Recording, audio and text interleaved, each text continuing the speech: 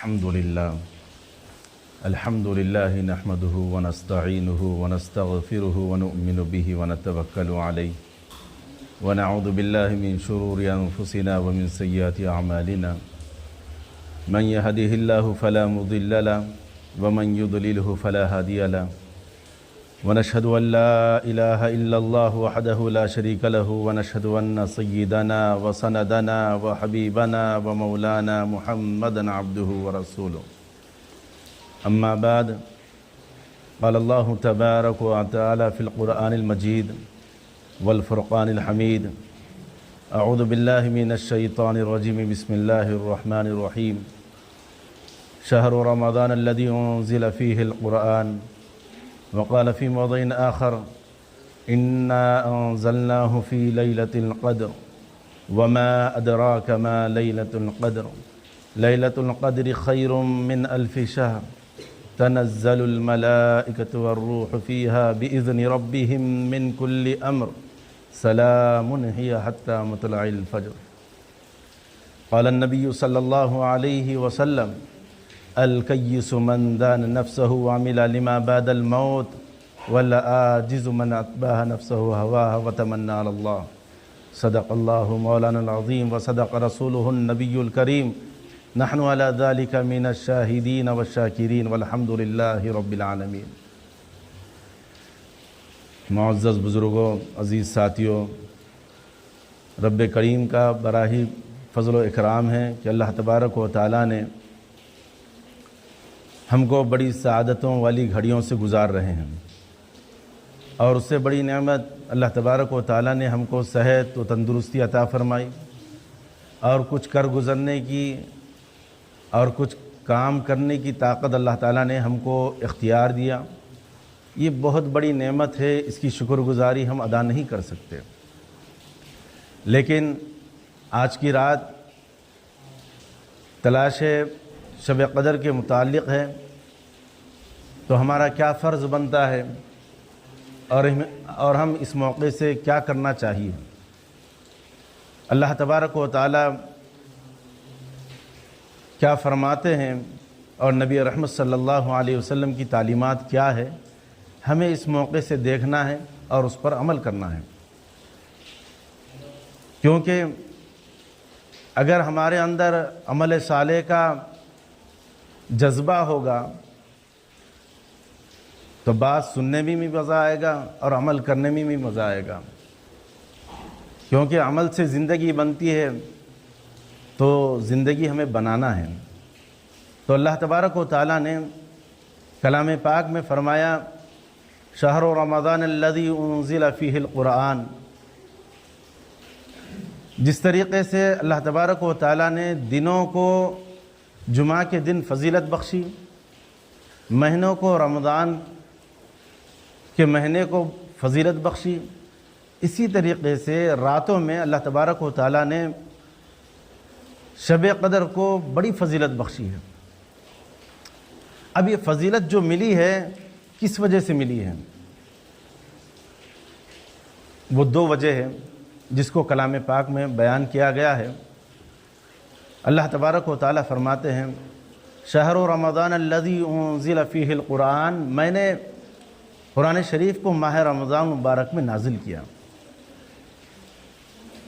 تو اس ماہ مبارک کی جو عظمت ہے، اس ماہ مبارک کی جو قدر ہے، اس ماہ مبارک کا جو مرتبہ ہے، وہ اس وجہ سے ہے کہ اس ماہ مبارک کی نسبت قرآن پاک سے جڑ گئی۔ اللہ تبارک و تعالیٰ نے اس ماہ مبارک کے اندر قرآن شریف کو نازل فرمایا، جس کی وجہ سے اس ماہ مبارک کی عظمت، رفعت، محبت بڑھ گئی ہے۔ تو اللہ تبارک و تعالیٰ نے اس ماہ مبارک کے اندر اپنے جود و سخا کے دریا بہاتے ہیں، اور اللہ تبارک و تعالیٰ عمومی بخشش کا فیصلہ اس ماہ مبارک میں فرماتے ہیں۔ کس وجہ سے؟ وہ اس وجہ سے کہ کلام الہی کی نسبت اس ماہ مبارک سے ہو گئی ہے۔ پھر دوسری طرف ارشاد ہوتا ہے اِنَّا أَنزَلْنَاهُ فِي لَيْلَةِ الْقَدْرِ، ہم نے قرآن شریف کو شب قدر میں نازل فرمایا ہے۔ اب شب قدر اللہ کے نبی صلی اللہ علیہ وسلم نے فرمایا شب قدر یہ ایسی چیز ہے جو بندہ اس کے اندر جاگ کر عبادت کرے گا اس کے اگلے پچھلے گناہ معاف ہو جاتے ہیں، اور وہ ایسا ہو جاتا ہے جیسے ابھی ماں کے پیٹ سے، ابھی ماں کے کوکھ سے ابھی آیا ہے دنیا میں، یعنی صاف و شفاف اس طریقے سے ہو جاتا ہے۔ تو اللہ تعالیٰ نے فرمایا تو اب جو شب قدر کو بھی فضیلت جو ملی ہے وہ بھی فضیلت کلام پاک کی وجہ سے ملی ہے۔ لوح محفوظ پر جو مکمل کلام پاک نازل کیا گیا وہ شب قدر کا موقع تھا، شب قدر کا دن تھا، شب قدر کی رات تھی، جس کو اللہ تبارک و تعالیٰ نے پورا کلام مجید اس رات نازل فرمایا۔ تو شب قدر کی بھی جو فضیلت بنی وہ قرآن پاک کی وجہ سے بنی۔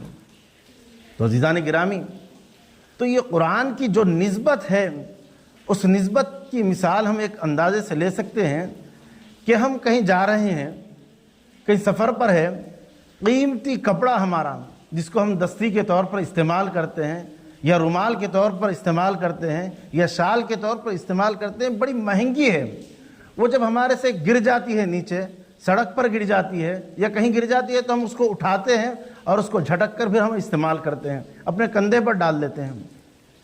لیکن جب وہی ہم مسجد میں تشریف لاتے ہیں، مسجد میں آتے ہیں تو دیکھتے ہیں کہ غلاف، جزدان جسے کہتے ہیں ہم، کلام پاک کا جزدان جو میلا ہے، بوسیدہ ہے، ہلکے قیمت والا ہے، اگر وہ نیچے پڑا ہوا ہے تو ہم فوراً اسے اٹھاتے ہیں، اسے صاف کرتے ہیں، اسے جھٹکتے ہیں، اسے اپنے آنکھوں سے لگاتے ہیں، سینے سے لگاتے ہیں اور بوسہ دے کر اسے بڑی اونچی اور ادب سے اس کو اونچے مقام پر رکھتے ہیں۔ کیوں؟ پوچھنے والا پوچھتا ہے کہ وہ قیمتی کپڑا تھا، وہ قیمتی دستی تھی، وہ قیمتی شال تھی، آپ اس کی عظمت اتنی نہیں کیے، لیکن ایک معمولی کپڑا، بوسیدہ کپڑا، پھٹا ہوا کپڑا جو غلاف تھا اس کو بڑے عظمت سے اٹھائے، وجہ کیا ہے؟ تو کہنے والا کہتا ہے کہ وجہ یہ ہے کہ اس غلاف کی نسبت قرآن پاک سے ہے، اس غلاف کی نسبت کلام اللہ سے ہے، جس کی وجہ سے اس کی عظمت ہمارے دل میں ہے۔ تو عزیزان گرامی، اگر آج دنیا میں ہم سرخرو ہونا چاہتے ہیں، سربلند ہونا چاہتے ہیں، کامیاب ہونا چاہتے ہیں، تو ہمارے لیے ضروری ہے کہ ہم اپنی نسبت کو قرآن پاک سے جوڑ لیں۔ اللہ تبارک و تعالیٰ نے ماہ رمضان کو اور شب قدر کو جو فضیلت بخشی ہے وہ صرف اور صرف قرآن پاک کے نزول کی وجہ سے بخشی ہے۔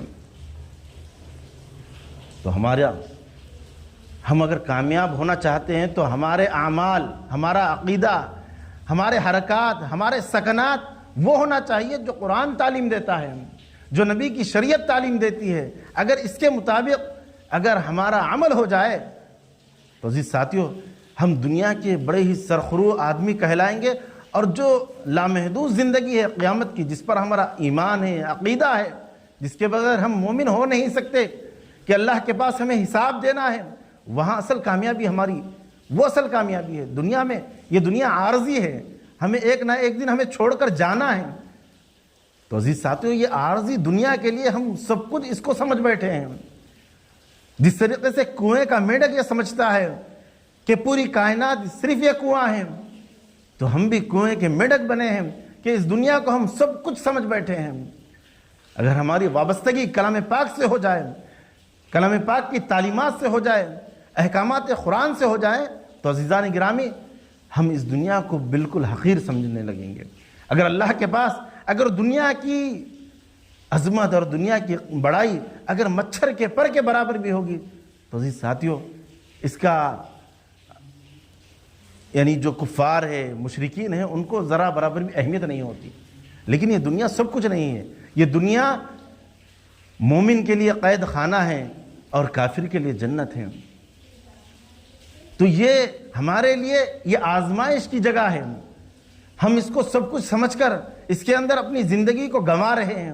یہ امتحان حال کی طرح ہے، ہمیں یہاں پرچہ حل کرنا ہے اور ہمیں رزلٹ وہاں لینا ہے آخرت میں، تو ہم اس کی فکر کرنا ہے، وہاں کیسے ہم کامیاب ہو، وہاں کیسے ہمارے اعلیٰ نمبرات آئے، ہم اس کی فکر کرنا ہے۔ تو اللہ تبارک و تعالیٰ نے فرمایا کہ میں نے قرآن پاک کو شب قدر میں نازل کیا ہے۔ اب شب قدر ہے کیا چیز؟ پھر کلام پاک میں اسی کا وما ادراکا کہ اللہ تبارک و تعالیٰ فرماتے ہیں انا انزلناہ فی لیلۃ القدر لیلۃ القدر خیر من الف شہر وما ادراک ما لیلۃ القدر. لیلۃ القدر کیا ہے؟ قدر کی رات کیا ہے؟ لیلۃ القدر خیر من الف شہر. پھر اللہ تعالیٰ کلام پاک میں فرماتے ہیں یہ جو شب قدر ہے وہ 1000 مہینوں سے بڑی ہوئی ہے. یہ اللہ تبارک و تعالیٰ ہمیں انعام کے طور پر دے رہے ہیں. جو بندہ اللہ کی رضا کے لیے، اللہ کی خوشنودی کے لیے عبادت کرتا ہے، دعائیں کرتا ہے، التجائیں کرتا ہے، اللہ تبارک و تعالیٰ وہ 1000 مہینوں سے جو بڑی ہوئی رات شب قدر والی رات ہے وہ رات ہمیں عنایت فرمائیں گے. اس کے لیے اللہ کے نبی صلی اللہ علیہ وسلم کا معمول کیا تھا؟ حضرت اماں عائشہ رضی اللہ تعالیٰ عنہ فرماتی ہیں کہ جب ماہ رمضان کا آخری عشرہ آتا تو اللہ کے نبی صلی اللہ علیہ وسلم اپنے کمر کو کس لیتے تھے، یعنی چاق و چوبند ہو جاتے تھے کہ اب اس کے اندر انہماک کے ساتھ، شوق کے ساتھ، ذوق کے ساتھ اللہ کے نبی صلی اللہ علیہ وسلم عبادت میں مصروف ہو جاتے تھے. اور آگے حضرت اماں عائشہ رضی اللہ تعالیٰ عنہ فرماتی ہیں کہ اپنے اہل خانہ کو، اپنے ازواج مطہرات کو اور اپنے متعلقین کو اللہ کے نبی صلی اللہ علیہ وسلم تاکید فرماتے کہ ان ایام کے اندر، آخری عشرے کے 10 دنوں کے اندر اپنی لگن کو، اپنی جستجو کو بڑھا دیں عبادت کے اندر، تلاوت کے اندر، دعاؤں کے اندر، اللہ کو منانے کے لیے. اللہ کے نبی صلی اللہ علیہ وسلم کا معمول یہ تھا. اللہ کے نبی صلی اللہ علیہ وسلم نے فرمایا کہ جو اللہ تبارک و تعالیٰ فرما رہے ہیں کہ 1000 مہینے سے جو افضل رات ہے وہ جو میں دینا چاہ رہا ہوں وہ اللہ کے نبی صلی اللہ علیہ وسلم کو متعین طور پر بتا دیے تھے. جب اللہ کے نبی صلی اللہ علیہ وسلم تشریف لائے کہ امت کو یہ دن جو متعین دن ہیں جس میں اللہ تبارک و تعالیٰ بخشش فرمانا چاہ رہے ہیں، جس میں اللہ تبارک و تعالیٰ گناہوں کو معاف کرنا چاہ رہے ہیں، تو وہ رات اللہ کے نبی صلی اللہ علیہ وسلم بتانے کے لیے باہر نکلے تو دیکھا کہ 2 ساتھیوں کے اندر جھگڑا ہو رہا ہے. اللہ کے نبی صلی اللہ علیہ وسلم ان کو سمجھانے میں جب لگے تو وہ اللہ تبارک و تعالیٰ نبی رحمت صلی اللہ علیہ وسلم کے ذہن سے وہ بھلا دیا. اب اس میں کیا خیر ہے اور اس میں کیا مصلحت ہے اللہ تبارک و تعالیٰ جانے. لیکن اللہ کے نبی صلی اللہ علیہ وسلم فرماتے ہیں کہ شب قدر کو تلاش کرو 21، 23، 25، 27 اور 29ویں شب. آج ہم جو بیٹھے ہیں، جمع ہیں، یہ 29ویں شب ہے. اس میں نبی رحمت صلی اللہ علیہ وسلم کا معمول کیا تھا؟ اب اس کو ہم دیکھنا ہے، کیونکہ نمایاں آثار جو اللہ کے نبی صلی اللہ علیہ وسلم نے فرمایا وہ آثار آج نظر آ رہے ہیں. حضرت ابی بن کعب رضی اللہ تعالیٰ فرماتے ہیں کہ میں نے نبی رحمت صلی اللہ علیہ وسلم کو دیکھا کہ جو اللہ کے نبی صلی اللہ علیہ وسلم نے آثار بتائے تھے کہ اس دن، جس دن شب قدر ہوتی ہے، اس دن بارش ہوتی ہے. الحمدللہ آج بارش ہو رہی ہے. ہو سکتا ہے کہ آج ہی کی رات ہو شب قدر کی، تو لہذا ہم اس رات کو غنیمت سمجھیں، اس رات کی اہمیت اپنے آپ میں جگائیں اور اپنے آپ کو منائیں اور اللہ تبارک و تعالیٰ کی طرف متوجہ ہوں. تلاوت کے ذریعے سے، نوافل کے ذریعے سے، دعاؤں کے ذریعے سے اللہ کو منانے کی فکر کریں، اللہ تبارک و تعالیٰ کی طرف رجوع ہوں. ہو سکتا ہے کہ آج ہی کی رات ہو اور ہمیں یہ مل جائے، اور اللہ تبارک و تعالیٰ جس کو یہ رات دے دیتے ہیں اب وہ ایسا پاک و صاف ہو جاتا ہے کہ کلام پاک میں فرمایا جاتا ہے سلام. اللہ تبارک و تعالیٰ فرماتے ہیں تنزل الملائکۃ والروح. اس کے اندر شب قدر کے اندر اللہ تبارک و تعالیٰ ملائکہ کو بھیجتے ہیں. ملائکہ کون ہیں؟ کیا کرتے ہیں وہ آ کر؟ کس کے پاس آتے ہیں؟ وہ بشر کے پاس آتے ہیں، انسانوں کے پاس آتے ہیں. کیا کرتے ہیں وہ لوگ آ کر؟ جو بندہ عبادت کرتا ہے، جو بندہ اللہ سے دعائیں کرتا ہے، جو بندہ اللہ کی طرف رجوع ہوتا ہے، وہ ان کی دعاؤں میں آمین کہتے ہیں، ان کی دعاؤں کو قبول کرتے ہیں. یہی نہیں بلکہ ملائکہ کے سردار حضرت جبرائیل امین علیہ السلام، روح الامین خود اترتے ہیں اور پوری دنیا کے اندر پھیل جاتے ہیں، اور حضرت جبرائیل امین علیہ السلام کے ہزاروں بازو ہے، اس میں سے صرف 2 بازو پھیلاتے ہیں تو پوری دنیا اس کے اندر گھیرے جاتی ہے۔ تو جو بندہ عبادت کے اندر مصروف ہو جاتا ہے اور اس رات کی قدر کرتا ہے، اس رات میں اللہ کو منانے کی فکر کرتا ہے، تو حضرت جبرائیل امین کہتے ہیں اپنے ملائکہ سے، اپنی جمعیت سے کہتے ہیں، اے ملائکہ کے لشکر، تم دنیا کے اندر پھیل جاؤ، جہاں جو بندے عبادت کر رہے ہیں، جہاں جو بندے ذکر و اذکار کر رہے ہیں، جہاں جو بندے اللہ کی طرف رجوع ہیں، ان سے مصافحے کرو، ان سے ملو، اور ان کے ساتھ یہ معاملہ کرو کہ اللہ تبارک و تعالیٰ فرماتے ہیں سلام، سلامتی کا پیغام دو، ان کو سلامتی کا پیغام دو۔ اب یہ سلامتی کا پیغام جس کو مل جاتا ہے وہ دنیا کا بھی کامیاب، اور آخرت جو لامحدود زندگی ہے اس میں بھی وہ کامیاب ہو جاتا ہے۔ لیکن حضرت جبرائیل امین علیہ الصلوۃ والسلام کہتے ہیں ان بندوں کو سلامتی کا پیغام مت دو، کیونکہ اللہ کی طرف سے فرمان آیا ہوا ہے، وہ 6 لوگ ہیں۔ وہ کتنے لوگ ہیں؟ وہ 6 لوگ ہیں۔ ان کو اس رات کے اندر، جس رات کے اندر اللہ تبارک و تعالیٰ عمومی بخشش کا فیصلہ فرماتے ہیں، اپنی جود و سخا کے دریا بہاتے ہیں، اور جو بندہ اللہ سے رجوع ہوتا ہے اللہ اس کی مغفرت فرماتے ہیں، اور اس رات کے اندر بنو کلب کی بکریوں کے مطابق اللہ تبارک و تعالیٰ انسانوں کی مغفرت فرماتے ہیں، جہنم سے خلاصی فرماتے ہیں۔ لیکن 6 افراد ایسے ہوں گے جن کی اس رات کے اندر سلامتی کا پیغام نہ اس کو ملے گا، نہ جہنم سے اس کی خلاصی ہوگی۔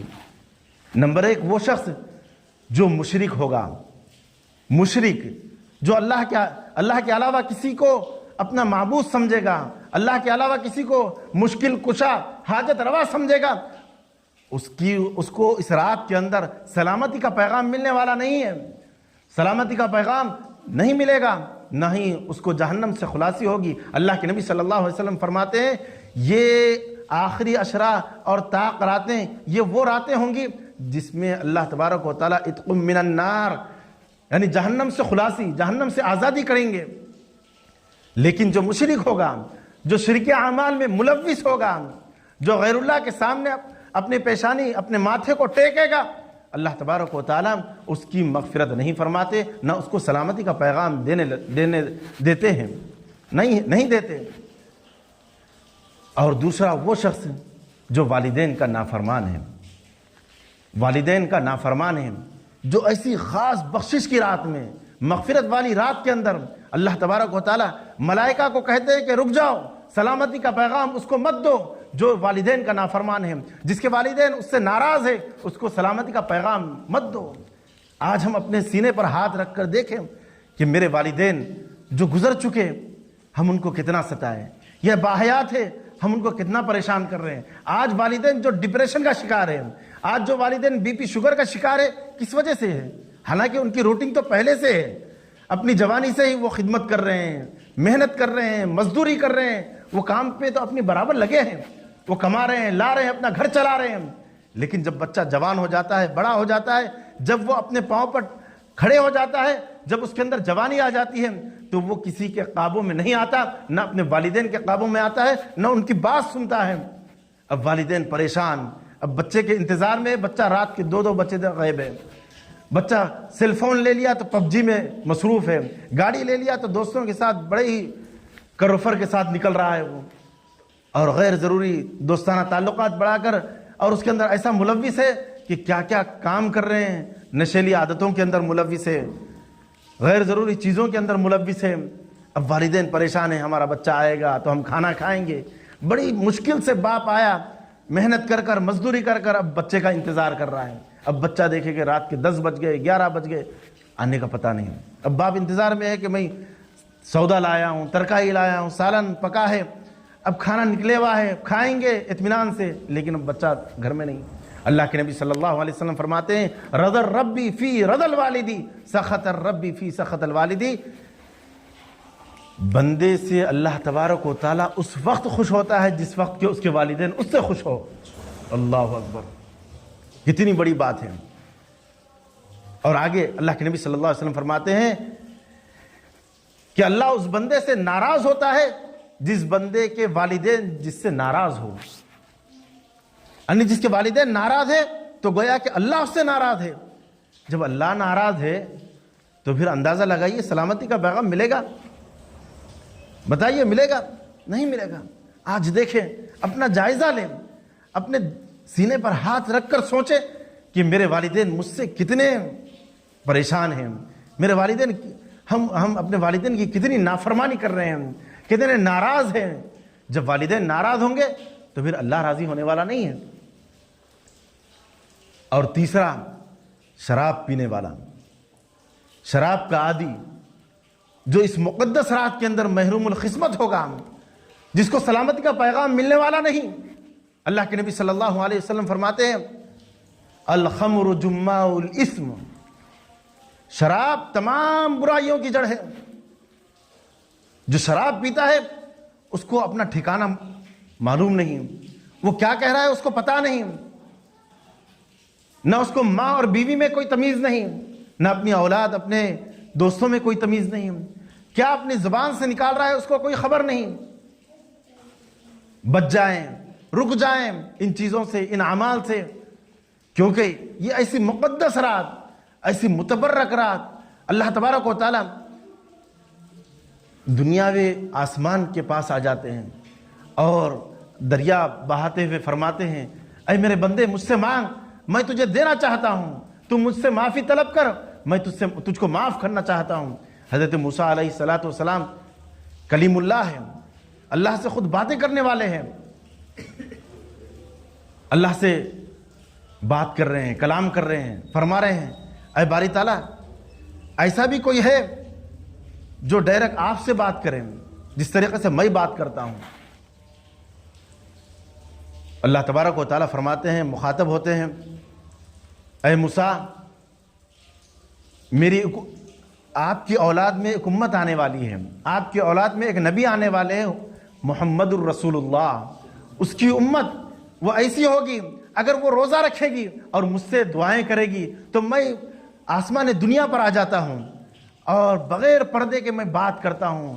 جب تم بات کرتے ہو اے کلیم تو 70 پردے ہوتے ہیں، لیکن جب میرے محبوب کے بندے، محبوب کے امتی، محبوب رب العالمین جو تمام جہانوں کے رحمت للعالمین ہیں، ہمارے حبیب نبی رحمت صلی اللہ علیہ وسلم، ہم جس کے امتی ہیں، جب ہم اللہ سے کلام کریں گے، اللہ سے التجائیں کریں گے تو اللہ تعالیٰ دنیاوی آسمان پہ آ جائیں گے اور ہماری دعائیں ڈائریکٹ سنیں گے، ڈائریکٹ ہماری دعائیں قبول کریں گے۔ تو ہم کو چاہیے کہ اس متبرک راتوں سے، متبرک مہینے سے ہم خوب استفادہ کریں، خوب کوشش کریں کہ ہم اللہ کو منا لیں۔ تو جو شراب پیے گا تو اللہ تبارک و تعالیٰ ملائکہ کو روک دیں گے، اے ملائکہ، اے جبرائیل امین، اس کو سلامتی کا پیغام مت دو جو شراب کا عادی ہے۔ اور چوتھا، جو زانی ہے، زنا کرنے والا ہے، جس سے نور چھینا جاتا ہے، جس کے زندگی سے نور ختم ہو جاتا ہے، اس کی زندگی سے برکت ختم ہو جاتی ہے، جو زنا کرتا ہے اس کی عمر کم کر دی جاتی ہے، بہت خطرناک چیز ہے، اور وہ لوٹ کر اسی کی طرف آتی ہے۔ وہ چیز جو گندگی پھیلاتا ہے وہ گندگی اسی کی طرف آتی ہے۔ تو یہ زنا جو اللہ تبارک و تعالیٰ نے فرمایا کہ زنا سے باز آ جاؤ، زنا کے قریب مت جاؤ۔ اور پانچواں وہ شخص جو قطع تعلق کرنے والا ہے، صلہ رحمی توڑنے والا ہے، آپس میں رشتے ناتوں کو توڑنے والا ہے، ایسے شخص کے لیے بھی اللہ تبارک و تعالیٰ فرما دیتے ہیں اے ملائکہ کے سردار، اپنے فرشتوں سے کہہ دو کہ سلامتی کا پیغام ان کو نہ دے جو قطع تعلق کرتا ہو، رشتے ناتے توڑتا ہو اور آپس میں لڑائی جھگڑے پیدا کرتا ہو، اس کو سلامتی کا پیغام مت دیں۔ اور چھٹا وہ شخص جو چغل خوری کرتا ہو، غیبت کرتا ہو، پیٹھ پیچھے دوسروں کی برائی کرتا ہو۔ تو عزیزان گرامی، ہم ان چیزوں کا جائزہ لیں۔ یہ ایسے 6 افراد ہوں گے جن کو اللہ تبارک و تعالیٰ سلامتی کا پیغام دینے کے لیے اپنے فرشتوں کو بھیج رہے ہیں، لیکن ان 6 لوگوں سے روک رہے ہیں کہ رک جاؤ، ان 6 لوگوں کو مت دو، کہ یہ لوگ بڑے ہی خطرناک لوگ ہیں، بڑے ہی دنیا کے بڑے ہی پاپی لوگ ہیں، ان کو سلامتی کا پیغام مت دو۔ اور یہ سلامتی کا پیغام کب تک چلے گا؟ یہ سلامتی کا پیغام صبح صادق تک چلے گا، یا مطلع الفجر، صبح صادق تک یہ فرشتے سلامتی کا پیغام لے کر نکلتے ہیں، دعائیں قبول کرتے ہیں، دعائیں کرنے والوں کے دعاؤں میں آمین کہتے ہیں۔ اور اللہ تبارک و تعالی فرشتوں کو یہ بھی حکم دیتے ہیں، اے فرشتوں، جب میری طرف رجوع ہو رہے ہیں تو تم ان کے ساتھ بیٹھ جاؤ، ان کے اوپر اپنی سکینہ اور سکون ان کے دلوں کے اوپر طاری فرما دو۔ تو عزیز ساتھیوں، اس مقدس رات کے اندر اللہ تبارک و تعالی ہماری طرف رجوع ہیں، تو ہمارا کام یہ ہے کہ اگر ہم ان کاموں کے اندر ملوث ہیں، ان کاموں کے اندر اگر ہم پڑے ہوئے ہیں، تو آج پکی سچی توبہ کر لیں، کیونکہ اللہ تبارک و تعالیٰ توبہ قبول کرنے کے لیے ہمارے قریب آ چکے ہیں۔ اللہ کے نبی صلی اللہ علیہ وسلم فرماتے ہیں، التائب من الذنب کمن لا ذنب لہ، جو بندہ گناہوں سے توبہ کرتا ہے، اللہ تبارک و تعالیٰ اس کے گناہوں کو ایسا پاک و صاف کر دیتے ہیں کہ جیسے اس نے گناہ کیا ہی نہیں، ایسا اللہ تبارک و تعالیٰ ہمارے گناہوں کو صاف کرنے کے لیے، اگر ہم کتنے ہی بڑے گناہوں کے اندر ہیں۔ اللہ کے نبی صلی اللہ علیہ وسلم کے پاس ایک شخص آتا ہے اور کہتا ہے، اے نبی رحمت صلی اللہ علیہ وسلم، دونوں جہاں کے سردار رحمت للعالمین، مجھ سے اتنا بڑا گناہ ہو چکا ہے، کیا میرے گناہ معاف ہو سکتے ہیں؟ اللہ کے نبی صلی اللہ علیہ وسلم نے فرمایا، کیا تو نے زنا کیا؟ اس نے کہا کہ نہیں۔ کیا تو نے چوری کی؟ اس نے کہا کہ نہیں۔ یعنی متعدد سوالیں، اللہ کے نبی صلی اللہ علیہ وسلم کہتے ہیں کہ نہیں۔ تو وہ شخص کہتا ہے کہ نہیں۔ تو آخر میں اللہ کے نبی صلی اللہ علیہ وسلم فرماتے ہیں کہ آخر گناہ کیا ہے تیرا؟ وہ کہتا ہے کہ میرا گناہ اتنا ہے کہ سمندر کے جھاگوں سے اور سمندر کے قطروں سے اور پہاڑوں کی اونچائی سے، ریت کے ذروں سے بڑا ہوا ہے۔ وہ یہ ہے کہ جب دور جاہلیت کے اندر بچیوں کو درگور کرنے کا وقت ہوتا تھا، تو میرے پاس ابو جہل آیا اور کہا کہ میری بچی میرے گھر میں تولد ہوئی ہے، تو لہذا اگر تو اس کو زندہ نہیں دفنائے گا تو تیرے گھر کو جلا دوں گا۔ اس کے خوف کی وجہ سے میں اپنی معصوم بچی کو زندہ درگور کر دیا۔ تو وہ بچی روزانہ میرے خواب میں آتی ہے اور کہتی ہے کہ کل قیامت کے دن اللہ تبارک و تعالیٰ کا دربار ہوگا، نبی رحمت صلی اللہ علیہ وسلم وکیل ہوں گے، اور میں تمہارا گریبان پکڑ کر اللہ کے نبی کے دربار میں لے کر آؤں گا۔ کیا ایسی غلطی میری معاف ہو سکتی ہے؟ تو اتنا بڑا پاپی جب وہ توبہ، اللہ کے نبی صلی اللہ علیہ وسلم فرماتے ہیں، اللہ کے نبی صلی اللہ علیہ وسلم بڑے ہی حساس، رحیم دل، بڑے ہی کرم فرما، مکرم، اللہ کے نبی صلی اللہ علیہ وسلم یہ جب واقعہ سنتے ہیں تو آنکھوں سے آنسو جاری ہو جاتے ہیں۔ تو فرماتے ہیں، جب تو نے یہ گناہ کیا تجھے ڈر نہیں ہوا، لیکن پھر بھی اللہ کی رحمت تیرے اس گناہ سے بھی بڑی ہے۔ تو لہذا یہ رات اگر ہم ان گناہوں کے اندر یا ان گناہوں میں سے کسی ایک کے اندر اگر ہم ملوث ہیں، تو ہم پکی سچی توبہ کریں، اللہ کی طرف رجوع ہوں، اللہ سے معافی مانگیں۔ اگر وہ حقوق اللہ ہے، یعنی اللہ سے متعلق ہے، تو ہم اللہ کی طرف رجوع ہوں۔ اگر بندوں سے متعلق ہے تو ہم ان کے پاس جائیں، معافی تلافی کریں، پھر اللہ تبارک و تعالی ہمیں پاک صاف کر دے گا۔ اور دوسری بات یہ ہے کہ آج کی رات جب یہ معافی اور تلافی کی رات ہے، تو ہم اللہ کی طرف پورا متوجہ ہو جائیں، تلاوت، ذکر و اذکار اور دعائیں کریں، کیونکہ ابھی اور بھی علماء اکرام یہاں موجود ہیں، بڑا قیمتی وقت ہے، ان کے بھی بیانات سننا ہے ہمیں، کیونکہ وہ لوگ بڑے ہی وقت لے کر آئے ہیں۔ تو میں اپنی بات کو مختصر کرتے ہوئے یہ عرض کرنا چاہتا ہوں کہ ہمارے اکابرین علماء کرام، ہمارے علاقے کے مولانا خالد سیف اللہ رحمانی صاحب، مولانا عبد القوی صاحب دامت برکاتہم، مولانا سجاد صاحب نعمانی دامت برکاتہم بڑا ہی اعلان کر رہے ہیں۔ وہ یہ کہہ رہے ہیں کہ آنے والے جو الیکشن ہیں، اس کو 100% یقینی ووٹ کی اہمیت کو سمجھتے ہوئے ووٹ ڈالیں، کیونکہ یہ جیت اور ہار کا مسئلہ نہیں ہے، بلکہ دین و ایمان کا مسئلہ ہے۔ یہ ہم نہیں بلکہ ہمارے اکابرین کہہ رہے ہیں، ہمارے بڑے کہہ رہے ہیں، تو لہذا ہم اس کی اہمیت کو سمجھیں۔ اب اس کے لیے ہمیں 2 کام کرنا ہوگا۔ ایک کام کہ اپنے ووٹر لسٹ نکالیں، اور جن کے ووٹر لسٹ میں اگر نام نہیں ہے تو اس کو بنانے کی فکر کریں، اور دوسرا جس دن ووٹ ڈالنے کا وقت ہوگا ہم بھی ڈالیں اور اپنے متعلقین کو بھی لے کر جا کر وہاں پر جو سیکولرزم قوم ہے جو سیکولرزم حکومت بننے والی ہے اس تک ووٹ کا حق پہنچائیں، کیونکہ یہ جمہوری ملک ہے۔ جمہوری ملک کے اندر سر گنے جاتے ہیں، تعداد دیکھی جاتی ہے، تو لہذا ہم اپنی تعداد کو بتائیں، اپنے آپ کی حیثیت کو بتائیں۔ اللہ تبارک و تعالی ہم سب کو ان باتوں پر عمل کرنے کی توفیق نصیب فرمائے، کیونکہ یہ اعلانات چل رہے ہیں اور خصوصی طور پر جمعوں کے موقع پر شب قدر کی ان راتوں سے بھی اعلان کرنے کا حکم فرمایا گیا ہے، اور عیدین کے موقع سے بھی اعلان کرنے کا حکم فرمایا گیا ہے۔ یہ ہمارے بڑے ہیں، ان کی ایک ایک بات ہمارے لیے تعمیل کی ہوں گی، حکم کی ہوں گی، حکم کا درجہ رکھتی ہے، لہذا ہم ان باتوں کو مانیں، ان باتوں پر عمل کریں اور اللہ تبارک و تعالیٰ کی طرف رجوع ہوں، کیونکہ اللہ تبارک و تعالیٰ اپنے جود و سخا کے دریا بہا رہے ہیں، اور اللہ تبارک و تعالیٰ اس رات اتقوا من النار کا فیصلہ کیے ہوئے ہیں کہ جہنم سے خلاصی کرنے والے ہیں، جہنم سے آزاد کرنے والے ہیں تمام لوگوں کو۔ لہذا یہ اب جو عید کی رات آنے والی ہے، اب جو شب قدر کی 5 راتیں تھیں وہ اب آخری رات ہے، آج 29ویں رات وہ ہم گزار رہے ہیں، انشاءاللہ ہم امید کرتے ہیں کہ ہم اللہ کو منا لیں گے۔ اب جو اور ایک رات آنے والی ہے وہ عید کی رات ہے۔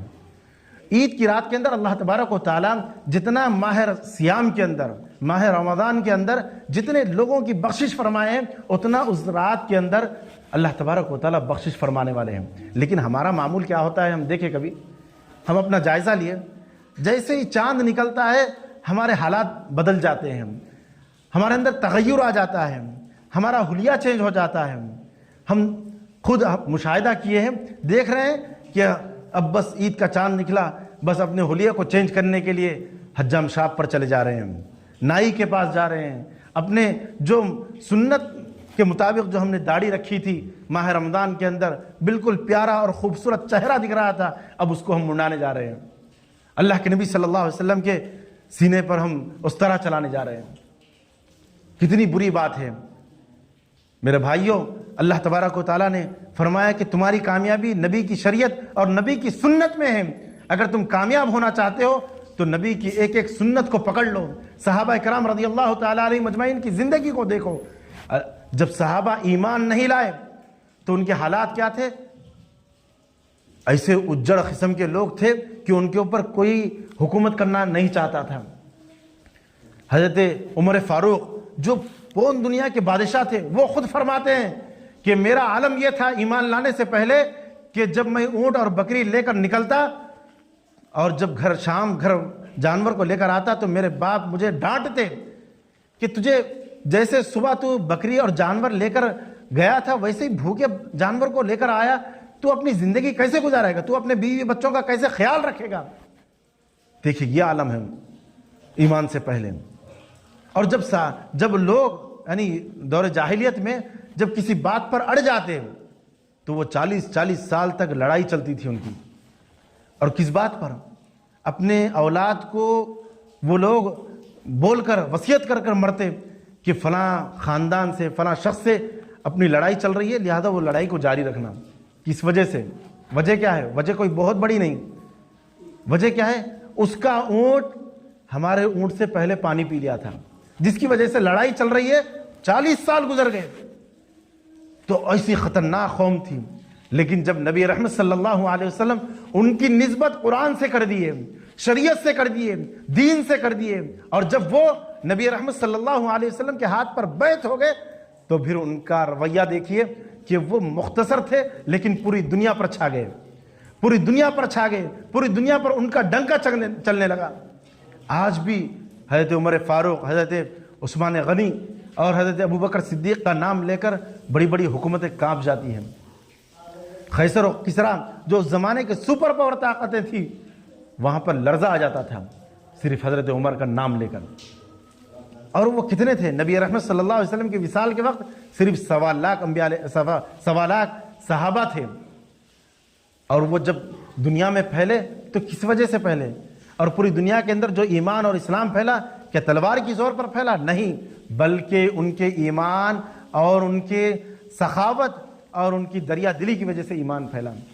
آج ہم اس بات کی فکر کریں کہ ہم آنے والی جو رات ہے، عید والی رات، اس رات کو بھی ہم غنیمت سمجھے، اس رات میں بھی اللہ تبارک و تعالی ہمیں ہماری دعاؤں کو قبول فرماتے ہیں، ہماری بخشش فرماتے ہیں، اور فرشتوں سے فرماتے ہیں اے فرشتوں ان مزدوروں کا کیا بدلہ ہوگا جو اپنی مزدوری پوری کر دیے. کیوں کہ غیرت دلا رہے ہیں اللہ تبارک و تعالیٰ. جب فرشتوں نے کہا تھا کہ ان بندوں کو بھیج رہے ہیں، ان انسانوں کو دنیا میں بھیج رہے ہیں جو قتل و غارت اور خون ریزی کریں گے، تو اللہ تبارک و تعالیٰ بتا رہے ہیں یہ وہ میرے بندے ہیں، میری رضا کے لیے پورا مہینہ بھوکے پیاسے رہے، تراویح پڑھی، قرآن پڑھے، تلاوت کیے، قرآن کی تکمیل کیے.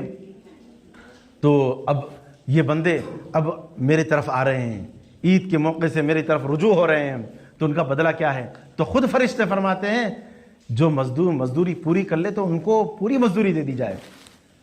تو اب ہم مزدوری لینے کا ہے، ایسا نہیں کہ ہم اللہ کو ناراض کرنے کا. تو لہذا ہم اس بات کا عزم کریں، اس بات کا ارادہ کریں، کیونکہ یہ وہ رات ہے حضور شمع سے یہ ناکام پروانے نہیں جاتے کہ جب تک جان نہیں جاتی یہ دیوانے نہیں جاتے. یہ عزم لے کر بیٹھے ہیں کہ ہم اللہ کو منا لیں گے، کہ بغیر منائے کہ ہم نہیں جائیں گے. کیوں آج ہم یہ جو چیزیں ہیں ہم معاشرے میں جو برائیاں چل رہی ہیں ہم اس کو دیکھ کر ہم اس کو آئیڈیل بنا رہے ہیں، نمونہ بنا رہے ہیں. حالانکہ اللہ کے نبی صلی اللہ علیہ وسلم فرماتے ہیں من تشبہ بقوم فہو منہم، جو جس کی پیروی کرے گا کل قیامت کے دن ان کو ان کے ساتھ اٹھایا جائے گا. تو توبہ کریں، اللہ کی طرف رجوع ہوں اور اللہ سے التجائیں کریں. اور یہ رات، یہ آج کی رات اور عید کی رات بڑی قیمتی راتیں ہیں، ان کو غنیمت سمجھے، اللہ کی طرف رجوع ہوں. اللہ تبارک و تعالی ہم سب کو ان باتوں پر عمل کرنے کی توفیق نصیب فرمائے. آمین. وما علینا الا البلاغ.